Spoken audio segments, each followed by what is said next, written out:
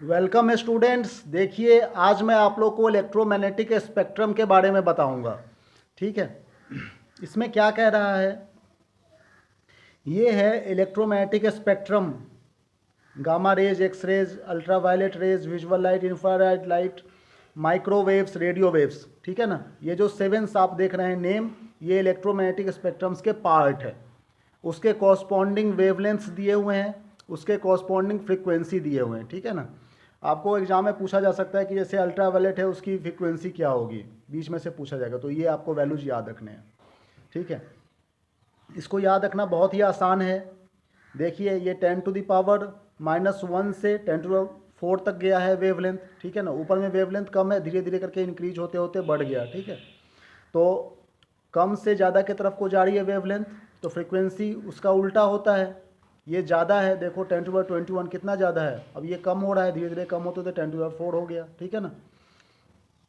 अच्छा, इसका रेंज भी बहुत ही आसान है। देखो 10⁻⁴, 10⁻⁻1, यहाँ भी -1 हो गया, ये भी -3 है, 10⁻3, यहाँ भी -3, 10⁻7, 10⁻7। ठीक है ना, तो इस तरह से ये क्रॉस में देख रहे हो कि आपको बस एक रीडिंग्स याद रखना है, और यदि आपने ये याद कर रख लिया तो ये भी ऑटोमेटिकली निकल जाएगा।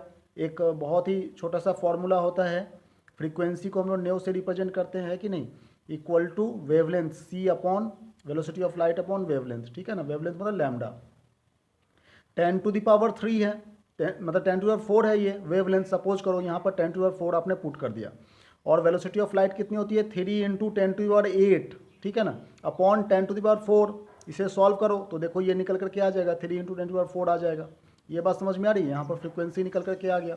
इसी तरीके से सबको हम लोग सॉल्व कर सकते हैं। तो ये टेबल्स आप याद रखेंगे। इसमें क्या कह रहे थे, electromagnetic waves has a continuous wavelength starting from the short gamma rays to the long radio waves. ठीक है ना, शॉर्ट गामा वेवलेंथ क्या है, गामा रेज का सबसे शॉर्ट है, यहाँ से देखो लॉन्ग की तरफ को बढ़ रहा है रेडियो वेव्स। तो ये जो ऑर्डरली डिस्ट्रीब्यूटेड है wavelength of electromagnetic waves is called electromagnetic spectrum. ठीक है ना, ये जो ऑर्डरली डिस्ट्रीब्यूटेड है वेवलेंथ का, इसी को हम लोग क्या कहते हैं, इलेक्ट्रोमैग्नेटिक स्पेक्ट्रम कहते हैं। The complete spectrum is given in the following table. ये सारे स्पेक्ट्रम्स जो है वो टेबल के अंदर दिया हुआ है। तो आप देखिए इसमें क्या कह रहा है, wavelength range of visual spectrum. ठीक है ना, ये कहने का क्या मतलब है, विजुअल स्पेक्ट्रम का वेवलेंथ रेंज, ये विजुअल स्पेक्ट्रम है, विबजियोर जिसे हम लोग कह रहे हैं, ये लाइट विजुअल लाइट कहलाती है, तो इसका वेवलेंथ भी दे रखा है, देखिए। ठीक है ना, अब यूज ऑफ इलेक्ट्रोमैग्नेटिक स्पेक्ट्रम, ये गामा रेज, अल्ट्रावायलेट रे, विजुअल लाइट, ये सब का यूज क्या है, ये यूज एग्जाम में पूछे जाते हैं 2 मार्क्स में। ठीक है ना, बहुत छोटे छोटे यूज है जो कि आप लोग इसे तैयार करेंगे, बहुत ही आसान भी है। देखिए कैसे इसे तैयार करेंगे आप।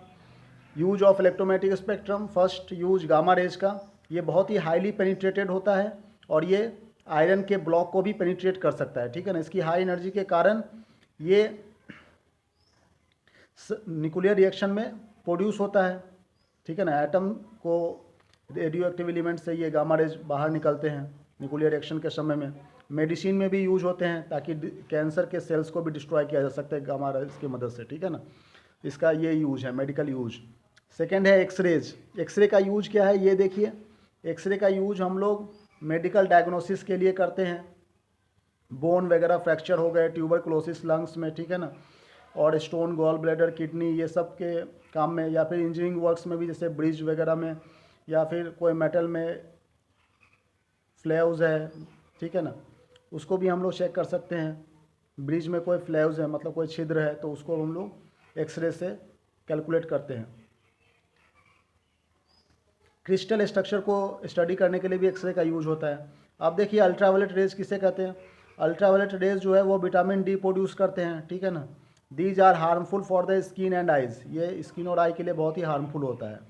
ये स्टेरलाइज और ड्रिंकिंग वाटर और सर्जिकली इंस्ट्रूमेंट्स के लिए भी यूज में आते हैं। ठीक है ना, और ये इनविजुअल राइटिंग के लिए, फॉरगेट डॉक्यूमेंट्स वगैरह, या फिर फॉरेंसिक लैब में फिंगरप्रिंट्स वगैरह जो हम लोग चेक करते हैं, या फिर फूड को हम लोग प्रिजर्व करते हैं, स्टोर करके रखते हैं, इन सब कामों में अल्ट्रावायलेट रेज का यूज होता है।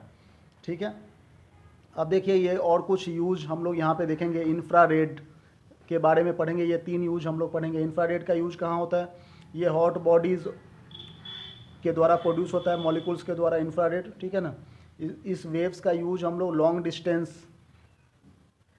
फोटोग्राफी के लिए करते हैं या फिर ट्रीटमेंट के पर्पस के लिए भी करते हैं। रेडियो वेव्स का यूज हम लोग कहाँ करते हैं? रेडियो वेव्स का यूज हम लोग ब्रॉडकास्ट पर्पस के लिए करते हैं, कम्युनिकेशन सिस्टम में करते हैं, रेडियो सिग्नल्स को भेजने के लिए, ठीक है ना। रेडियो वेव्स का यूज करते हैं। इसकी फ्रिक्वेंसी रेंज जो है वो इस तरह से डिवाइडेड है: short frequency band, short waves, very high frequency, ultra high frequency, ठीक है ना। सबकी फ्रिक्वेंसी रेंज दे रखी है, मेगाहर्ट्ज में सब रेंज दे रखी है। माइक्रोवेव्स किसे कहते हैं? माइक्रोवेव्स जो है वो एक वैक्यूम ट्यूब से प्रोड्यूस होता है, ठीक है ना। ये एक गन डायोड के मदद से, मैग्नेट्रॉन और गन डायोड की मदद से प्रोड्यूस होता है। इसकी फ्रिक्वेंसी रेंज दे रखी है 3 गीगाहर्ट्ज टू 300 गीगाहर्ट्ज। ये जी मतलब गीगा है, ठीक है ना। और ये रडार में सिस्टम में यूज होती है, एयरक्राफ्ट नेविगेशन में माइक्रोवेव्स का यूज करते हैं हम लोग, ठीक है ना। Thank you very much for watching this video.